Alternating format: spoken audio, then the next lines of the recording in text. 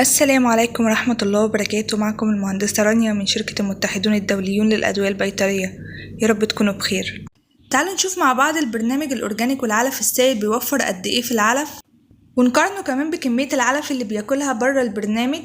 طبعا المتوسط الطبيعي بالنسبة للدورات اللي شغالين من غير البرنامج الأورجانيك إن الطائر بياكل 3 كيلو ونص في الدورة، وطبعا بيطلع تحويل 1.5 1.6، وده بيكون أفضل تحويل ممكن إن هو يطلعه.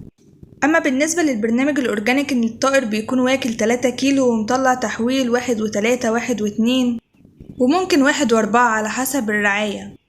هنتكلم في الفيديو ده عن الأسبوع الأول. تعالوا نشوف مع بعض الطائر كان بياكل قد إيه. لو بصينا مع بعض على الجدول اللي قدامنا على الشاشة هنلاقي إن البرنامج الأورجانيك كان نهاية الأسبوع الأول 145 جرام، وده طبعا كمتوسط ممكن يزيد أو ممكن يقل على حسب السلالة. وطبعا استهلاك العلف بدون البرنامج كان 200 جرام، وده برضو كمتوسط، لأن برنامجنا الأورجانيك بعائلة البايفاكتور والعلف السائل بيشتغل على التحويل من أول أسبوع واستهلاك العلف، بمعنى إن في الأسبوع الأول أصلا للطائر بيكون تحويله عالي، ما بيبقاش عدى الواحد، يعني ممكن التحويل يطلع 9/10 أو 8/10، لكن مع البرنامج الأورجانيك كمان بيطلع أقل من كده، لأننا وصلنا لتحويل 6/10 و7/10.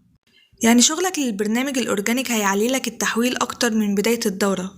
أتمنى ما كنتش طولت عليكم. شكرا ليكم. سلام عليكم.